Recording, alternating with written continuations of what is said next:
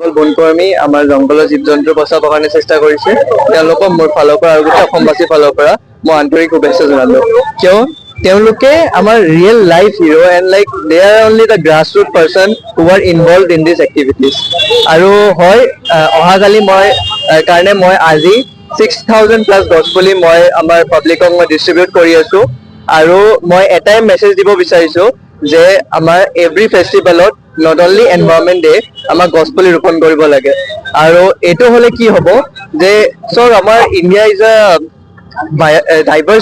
ডাইভাৰ্চিফাইড country কিমান festival আছে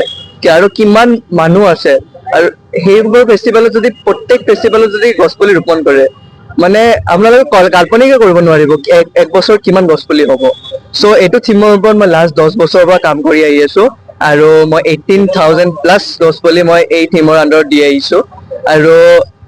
আজিৰ কাৰণে যে মই এটা গাইডলাইনছ মই যিসকল আহি আছে মই তেওঁলোকক মই কৈ আছো যে কাইলৈ যেতিয়ালৈ আপুনি ৰাতিপুৱা যে গছপুলি ৰোপণ কৰিব আপোনালোকে কাইণ্ডলি ওৱান্স আপোনালোকে য়ংগাৰ জেনেৰেশ্যন বা নলেজ দিয়াৰ কাৰণে আপোনালোকে যিমান আপোনাৰ ঘৰৰ মানুহ আছে বা নেবাৰ্ছ আছে আপোনালোকে একেলগে লৈ পেলাই একজুট হৈ পেলাই আপোনালোকে বুজাব যে গছ কিয় লাগে আমাৰ কোনটো গছ কিয় উপকাৰ হয় অলপমান মানে সৰু সৰু স্মল বেচিক থিংছ আমাৰ জানিলে আমাৰ বহুত মানে হয় লাভ হয় চ' মই আকৌ এবাৰ ৰিকুৱেষ্ট কৰিছো যে আপোনালোকে আমাৰ ইয়াতে আহক ট্ৰি প্লেণ্টেশ্যন গিভএৱেত আৰু এজোপা গছপুলি লৈ যাওক আৰু আমাৰ কালি আমাৰ পৃথিৱী মাৰ আমাৰ কাৰণে গছপুলি ৰোপণ অহা 5 জুনত কাইলৈ হ'ব কিন্তু তাৰ কাৰণে আমি এদিন আগতে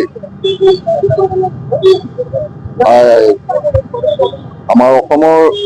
গড় বন্ধু হিচাপে বিখ্যাত চৌহান মালিক ক্লাছ 12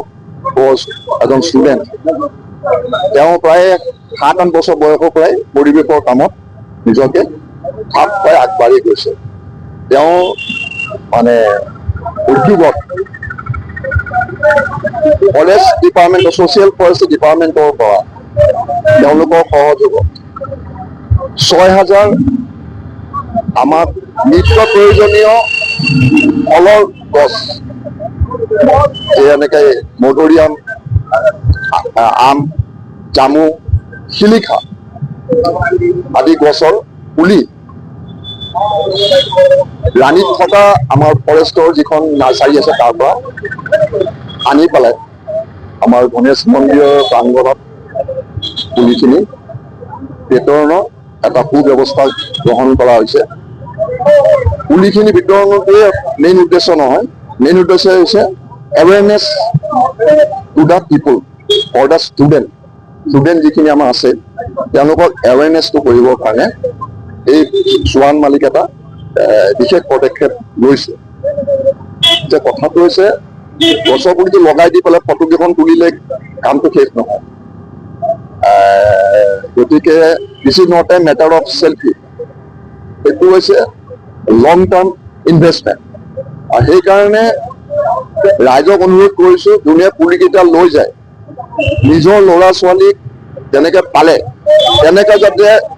এটা বা দুটা পুলি লৈ গৈ সেইকেইটা সুৰক্ষা কৰি ভালকৈ পানী দি সাৰ জাবত দি পেলাই ডাঙৰ কৰি তাৰ ফলকেইটা যেতিয়া লাগিব সেইটো চাই যিটো তৃপ্তি পাব সেইটো যাতে তেওঁলোকে অনুভৱ কৰে এতিয়া সেইটো মেইন উদ্দেশ্য গতিকে আমাৰ থিমটোত আমি দুটা বস্তু লৈছোঁ অকল পুলি ডিষ্ট্ৰিবিউশ্যনটো আমাৰ মেইন বস্তু নহয় আৰু দেখা গৈছে বহুত গছৰ পুলি আগতেও বহুত জেগাত বিতৰণ হৈছে কিন্তু পিছলৈ জহি খহি মৰি গৈছে আমি তেনেকৈ দেখিছোঁ আৰু এইটো নকওঁ যে বেলেগে কৰিছে আমি কৰা নাই আমাৰ ক্ষেত্ৰতো আগতে হৈছে প্ৰথমতে আমি তেনেকুৱা হেৰি কৰোঁ পিছত আমি অনুধাৱন কৰিলোঁ যে এইটো এটা মানে this is not a picnic this is not a ফান এইটো এটা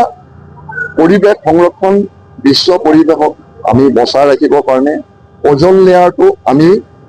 সুৰক্ষা কৰিবৰ কাৰণে এটা প্ৰয়াস এতিয়া গাড়ীৰ পৰা যিবোৰ আমাৰ ফচিল পেট্ৰলৰ যিটো ধোঁৱা পলিউশ্যন এইটো আহি আছে সেইটো কাউণ্টাৰ কৰিবৰ কাৰণে আমাৰ গছৰ পুলি লগোৱাটো বহুতেই উদ্দেশ্য আৰু পুলিবোৰ লগাব লাগিব ছিষ্টেমেটিকেলি য'ত ত'ত যিকোনো গছ পুলি নহয় ৰাস্তাৰ মাজত পুলি লগাই দিব পিছত ৰাস্তা 4 লেন টু 4 লেন হৈ যাব ফ'ৰ লেন হৈ যোৱাৰ লগে লগে গোটেই গছ কাটা যাব, এইটো হৈ আছে। গতিকে চৰকাৰলৈ এটাই ৰিকুৱেষ্ট কৰিছো যে যেতিয়া আপোনালোকে প্লেণ্টেশ্যনটো কৰিব, এটা ভৱিষ্যতৰ চিন্তা কৰি পেলাই আপোনালোকে গছপুলিখিনি লগাওক। এইটো নহয় যে আপুনি গছপুলি লগালে 10 বছৰৰ পিছত মেচিয়ৰ গছকেইডাল আপোনালোকে কাটিব লগা অৱস্থা এটা পৰে, সেইটো কোনেও নাভাবে, কিন্তু এইটো হৈ যায়। গতিকে দূৰদৰ্শিতা কৰি পেলাই, আমাৰ মুখ্যমন্ত্ৰী ডাঙৰীয়া বহুত দূৰদৰ্শী মানুহ, তেওঁ চব বস্তুৰে এটা সূক্ষ্মভাৱে হেৰি কৰে। গতিকে তেওঁ তেনেকুৱা এটা প্লেণ্টেশ্যন হিচাপত কৰিব। 6,000 গছৰ টোটেল অনা হৈছে। গতিকে এইখিনি আজি বা কালি দুদিনৰ ভিতৰত ডিষ্ট্ৰিবিউশ্যন কৰা হয়।